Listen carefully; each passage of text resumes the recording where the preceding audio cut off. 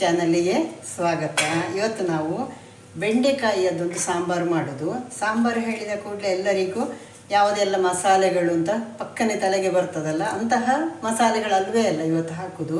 ಬೆಂಡೆಕಾಯಿಯದು ಯಾವಾಗಲೂ ನೆನಪಿಟ್ಟುಕೊಳ್ಳಿ, ಕಟ್ ಮಾಡುವಾಗ ಹೀಗೆ ಉದ್ದಕ್ಕೆ ಕಟ್ ಮಾಡಿ ಅದರೊಳಗಡೆಗೆ ಹುಳ ಇದೆಯಾ ಅಂತ ನೋಡ್ಕೊಳ್ಬೇಕು. ಯಾಕಂದರೆ ಹೊರಗಡೆಯಿಂದ ತುಂಬ ಚೆಂದ ಕಾಣ್ತದೆ, ಬಟ್ ಒಳಗಡೆಯಿಂದ ಅದರಲ್ಲಿ ಹುಳ ಆಗಿರ್ತದೆ. ಹೆಚ್ಚಾಗಿ ತುಂಬ ಜನ ಅದನ್ನು ಕಟ್ ಮಾಡಲಿಕ್ಕೆಲ್ಲ ಇಷ್ಟಪಡೋದಿಲ್ಲ, ಯಾಕಂದರೆ ಹುಳ ಇದ್ದರೆ ಅಂತ ಭಯ. ಈ ರೀತಿ ಕಟ್ ಮಾಡಿಕೊಂಡು ಹೀಗೆ ಉದ್ದಕ್ಕೆ ನೋಡಿ, ಆನಂತರ ಈಸಿಯಾಗಿ ನೀವು ಕಟ್ ಮಾಡಿಕೊಂಡು ಹೋಗ್ಬೋದು. 100 ಗ್ರಾಮಿನಷ್ಟು ಬೆಂಡೆಕಾಯಿ ನಾವು ಕಟ್ ಮಾಡಿದರೆ ಅದರಲ್ಲಿ ನಮಗೆ ಸುಮಾರು 7 ಗ್ರಾಮಿನಷ್ಟು ಕಾರ್ಬೋಹೈಡ್ರೇಟ್ ಇರ್ತದೆ, 2 ಗ್ರಾಮಿನಷ್ಟು ಪ್ರೋಟೀನ್ ಇರ್ತದೆ ಮತ್ತು 9% ಅಂದರೆ 100 ಗ್ರಾಮಿನಲ್ಲಿ 9 ಗ್ರಾಮಿನಷ್ಟು ಫೈಬರ್ ಇರ್ತದೆ. ಹಾಗಾಗಿ ಇದು ಆರೋಗ್ಯಕ್ಕೆ ತುಂಬ ಒಳ್ಳೆಯದು.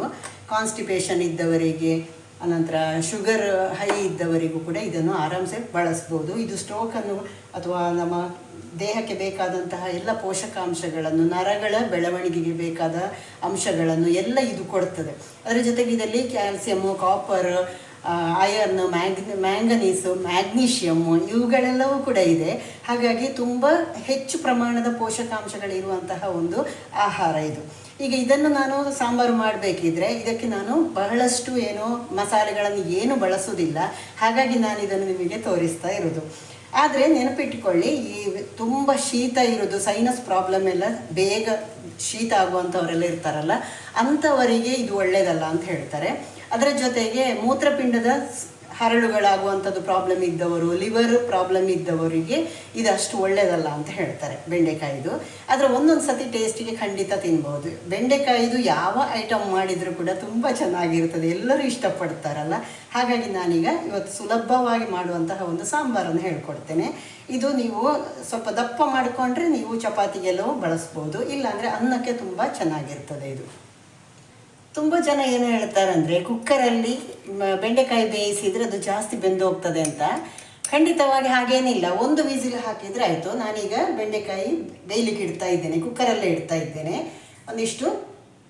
ಒಂದು ಸ್ವಲ್ಪ ಉಪ್ಪನ್ನು ಹಾಕಿದೆ, ಸ್ವಲ್ಪ ಹುಣಿಸೆ ರಸವನ್ನು ಹಾಕ್ತಾ ಇದ್ದೇನೆ. ಬೆಂಡೆಕಾಯಿ ಇಲ್ಲದ್ರೆ ಲೋಳೆ ಆಗ್ತದೆ, ನಿಮಗೆ ಗೊತ್ತುಂಟಲ್ಲ.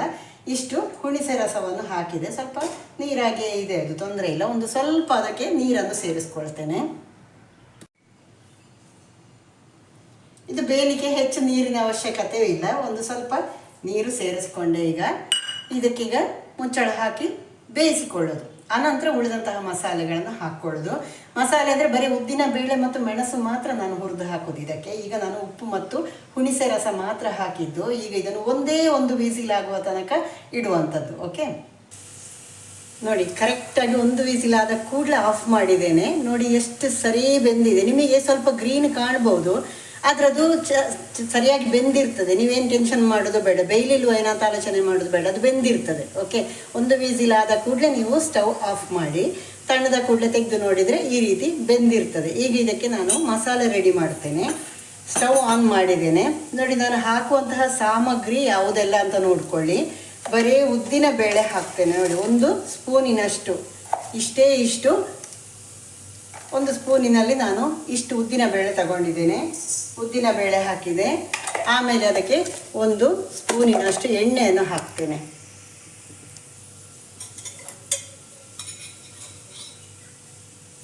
1 ಸ್ಪೂನ್ ಹಾಕಿದೆ.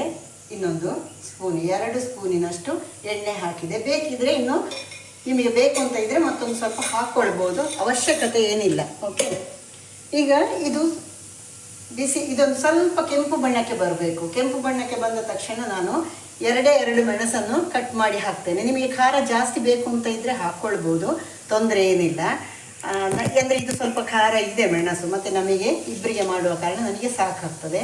ನಿಮಗೆ ಸ್ವಲ್ಪ ಖಾರ ಬೇಕು, ಸ್ವಲ್ಪ ಸ್ಟ್ರಾಂಗ್ ಆಗಿ ಸಾಂಬಾರು ಬೇಕು ಅಂತ ಇದ್ದರೆ ನೀವು ಉಪ್ಪು, ಹುಳಿ, ಮೆಣಸು 3 ಕೂಡ ಸ್ವಲ್ಪ ಜಾಸ್ತಿನೇ ಹಾಕ್ಕೊಳ್ಬೋದು. ಸರಿಯಾ? ಇದೀಗ ಕೆಂಪು ಬಣ್ಣಕ್ಕೆ ತಿಳಿದ ಕೂಡಲೇ ಈ ಮೆಣಸನ್ನು ನಾನು ಹಾಕಿ ಫ್ರೈ ಮಾಡ್ತೇನೆ. ಅಷ್ಟೇ, ಮಸಾಲೆ ಮಾಡೋದು ಅಂದರೆ ಅಷ್ಟೇ. ಆನಂತರ ತೆಂಗಿನಕಾಯಿ ಹಾಕಿ ಗ್ರೈಂಡ್ ಮಾಡೋದು. ಈಗ ಅದು ಚೆನ್ನಾಗಿ ಬ್ರೌನ್ ಕಲರ್ ಬಂತು. ಈಗ ಇದಕ್ಕೆ ಈ ಮೆಣಸು ಹಾಕಿ ಸ್ವಲ್ಪ ಆಯ್ತು, ಆಫ್ ಮಾಡಿ ಬಿಡುವ. ಯಾಕಂದರೆ ಕಪ್ಪಾಗೋದು ಬೇಡ, ಕಪ್ಪಾಗೋದ್ರೆ ಟೇಸ್ಟ್ ವ್ಯತ್ಯಾಸ ಆಗ್ತದೆ. ನಿಮಗೆ ನಾನು ಇನ್ನೊಂದು ವಿಷಯ ಹೇಳ್ತೇನೆ, ಇದನ್ನು ನೀವು ಜಾಸ್ತಿ ಹೊತ್ತು ಇಡಬಾರ್ದು. ಮೆಣಸು ಕಪ್ಪಾಗಿ ಬಿಡ್ತದೆ. ಓಕೆ, ಈಗ ಇದಕ್ಕೆ ನಾನು 1 ಕಪ್ಪಿನಷ್ಟು ತೆಂಗಿನಕಾಯಿಯನ್ನು ಹಾಕ್ತೇನೆ. ಯಾಕಂದರೆ ಇದಕ್ಕೆ ಬೇಳೆ ಎಲ್ಲ ಏನು ಹಾಕೋದಿಲ್ಲ, ಹಾಗಾಗಿ ಬರೀ ತೆಂಗಿನಕಾಯಿ ಹಾಕೋದು. ಇನ್ನೊಂದು ವಿಷಯ ನೆನಪಿಟ್ಕೊಳ್ಳಿ, ನೀವು ಇದಕ್ಕೆ ಬೆಂಡೆಕಾಯಿ ಮಾತ್ರ ಹಾಕಬೇಕು ಸಾಂಬಾರು ಮಾಡುವಾಗ. ಇದಕ್ಕೆ ಈರುಳ್ಳಿ, ಟೊಮೆಟೊ ಅಥವಾ ಬೇರೆ ಯಾವುದೇ ತರಕಾರಿ ಮಿಕ್ಸ್ ಮಾಡಿದರೂ ಪರಿಮಳ ಚೆನ್ನಾಗಿರೋದಿಲ್ಲ, ನಿಮಗೆ ಸಾಂಬಾರು ರುಚಿ ಅನಿಸೋದಿಲ್ಲ. ಇದೇ ರೆಸಿಪಿ ಹೀಗೆ ಮಾಡಬೇಕು. ಬೇಯಿಸುವಾಗ ನೀವು ಬೆಂಡೆಕಾಯಿ ಮಾತ್ರ ಬೇಯಿಸಿಕೊಳ್ಳೋದು, ಫ್ರೈ ಮಾಡುವಾಗ ನೀವು ಕೆಂಪು ಮೆಣಸು ಮತ್ತು ಉದ್ದಿನ ಬೇಳೆ ಮಾತ್ರ ಹಾಕ್ಕೊಳ್ಳೋದು, ತೆಂಗಿನ ಎಣ್ಣೆ. ಗ್ರೈಂಡ್ ಮಾಡೋದು, ಈಗ ಗ್ರೈಂಡ್ ಮಾಡಿ ಅದಕ್ಕೆ ಸೇರಿಸಿ ಕುದಿಸಬೇಕು. ಓಕೆ, ನಮ್ಮ ತರಕಾರಿ ಬೆಂದದ್ದು ರೆಡಿ ಇದೆ, ಮಸಾಲೆ ಗ್ರೈಂಡ್ ಮಾಡಿದ್ದು ಕೂಡ ರೆಡಿ ಇದೆ. ಇದನ್ನು ಕೂಡ ಈಗ ಇದನ್ನು ಹಾಕಿಕೊಂಡು ಒಂದು ಸತಿ ತೊಳಸಿಕೊಂಡು ನೋಡುವ ಅದಕ್ಕೆ ಕನ್ಸಿಸ್ಟೆನ್ಸಿ ಎಷ್ಟು ಬೇಕು ಅಂತ. ನಮಗೆ ನೀರು ಹಾಕಬೇಕಾ ಬೇಡ ಅಂತ ನೋಡ್ಕೊಳ್ಬೇಕು. ಅಂದರೆ ತುಂಬ ನೀರಾದರೂ ಚೆನ್ನಾಗಿರೋದಿಲ್ಲ, ದಪ್ಪ ದಪ್ಪ ಆದರೂ ಬೇಡ. ನೀವು ಚಪಾತಿಗಾದರೆ ಇಷ್ಟು ದಪ್ಪ ಹೀಗೆ ಇಟ್ಕೊಳ್ಬೋದು. ಇಲ್ಲಾಂದರೆ ನಾನೀಗ ಊಟಕ್ಕೆ ಮಾಡುವ ಕಾರಣ ಅದಕ್ಕೆ ಸ್ವಲ್ಪ ಮಿಕ್ಸಿಗೆ ಹಾಕಿದಂತಹ ನೀರನ್ನು ಕೂಡ ಹಾಕ್ಕೊಳ್ತಾ ಇದ್ದೇನೆ. ಈಗ ನನಗೆ ಸಾಂಬಾರು ಕನ್ಸಿಸ್ಟೆನ್ಸಿಗೆ ಕರೆಕ್ಟ್ ಆಯಿತು. ಇಲ್ಲಿ ನೋಡ್ಕೊಳ್ಳಿ, ಈ ರೀತಿ ಬಂದರೆ ಸಾಕು. ಓಕೆ, ಈಗ ಇದಕ್ಕೆ ಉಪ್ಪು ಅಥವಾ ಬೇರೆ ಏನಾದರೂ ಬೇಕಾ ಅಂತ ನೋಡ್ಕೊಳ್ಬೋದು, ನೀವು ಟೇಸ್ಟ್ ನೋಡ್ಕೊಳ್ಳಿ. ಇದಕ್ಕೆ ಒಂದು ಸ್ವಲ್ಪ ಬೆಲ್ಲ ಹಾಕಿದರೆ ರುಚಿ ಜಾಸ್ತಿ ಇರ್ತದೆ. ಸ್ವಲ್ಪ, ತುಂಬ ಏನಲ್ಲ. ನೀವು ಸ್ವಲ್ಪ ಖಾರ ಹುಳಿ ಎಲ್ಲ ಹಾಕಿರ್ತೀರಲ್ಲ, ಅದಕ್ಕೆ ಒಂದು ಸ್ವಲ್ಪ ನೀವು ಬೆಲ್ಲ ಹಾಕಿದರೆ ಅದಕ್ಕೆ ಟೇಸ್ಟ್ ಜಾಸ್ತಿ ಇರ್ತದೆ. ಹಾಗಾಗಿ ಒಂದು ಸ್ವಲ್ಪ ಬೆಲ್ಲ ಹಾಕುವ. ಇಷ್ಟೇ, ಸಣ್ಣ ಸ್ಪೂನಿನಲ್ಲಿ ಇಷ್ಟು ಬೆಲ್ಲ, ನಾನು ನೀರು ಮಾಡಿಟ್ಕೊಂಡದ್ದು. ಒಂದು ಸಣ್ಣ ಸ್ಪೂನಲ್ಲಿ ಒಂದು ಸ್ವಲ್ಪ ಬೆಲ್ಲ ಹಾಕ್ಕೊಳ್ಳಿ. ಬೆಲ್ಲ ಹಾಕದಿದ್ರೂ ತೊಂದರೆ ಏನಿಲ್ಲ, ಖಾರವೇ ಹಾಗೆಯೂ ಅದರ ಪರಿಮಳ ಚೆನ್ನಾಗೇ ಇರ್ತದೆ. ಓಕೆ, ಇನ್ನು ಇದಕ್ಕೆ ನೀವು ಕುದಿಸುವಾಗ ನೀವು ಬೇವಿನ ಎಲೆ ಹಾಕ್ಕೊಂಡ್ರೆ ಆಯಿತು, ಕರಿಬೇವು. ಇದಕ್ಕೆ ಕೊತ್ತಂಬರಿ ಸೊಪ್ಪೆಲ್ಲ ಹಾಕಲಿಕ್ಕೆ ಹೋಗಬೇಡಿ. ಸಾಂಬಾರು ಚೆನ್ನಾಗಿ ಕುದೀತಾ ಇದೆ ನೋಡಿ. ಈಗ ಇದಕ್ಕೆ ನಾನು ಕಟ್ ಮಾಡಿ ಇಟ್ಕೊಂಡಂತಹ ಕರಿಬೇವಿನ ಎಲೆ ಹಾಕ್ತಾ ಇದ್ದೇನೆ. ಕೊತ್ತಂಬರಿ ಸೊಪ್ಪೆಲ್ಲ ಏನು ಹಾಕಲಿಕ್ಕೆ ಹೋಗಬೇಡಿ, ಪರಿಮಳ ಚೇಂಜ್ ಆಗ್ತದೆ. ಚೆನ್ನಾಗಿ ಅದು ಹಾಕಿದ ನಂತರ ಒಂದು ಸತಿ ಹೀಗೆ ತೊಳಸ್ಕೊಳ್ಳಿ. ಈಗ ಸಾಂಬಾರು ರೆಡಿ ಆಯಿತು. ಅನ್ನ ಕೂಡ ರೆಡಿಯಾಗಿದೆ. ಅನ್ನಕ್ಕೆ ಸಾಂಬಾರು ಹಾಕ್ಕೊಂಡು ಊಟ ಮಾಡಿದರೆ ಇದರಷ್ಟು ಟೇಸ್ಟ್ ಮತ್ತೊಂದಿದೆಯಾ ನೋಡಿ. ಎಷ್ಟು ಚೆನ್ನಾಗಿದೆ ನೋಡಿ ಸಾಂಬಾರು. ಇಲ್ಲಿ ನೋಡಿ,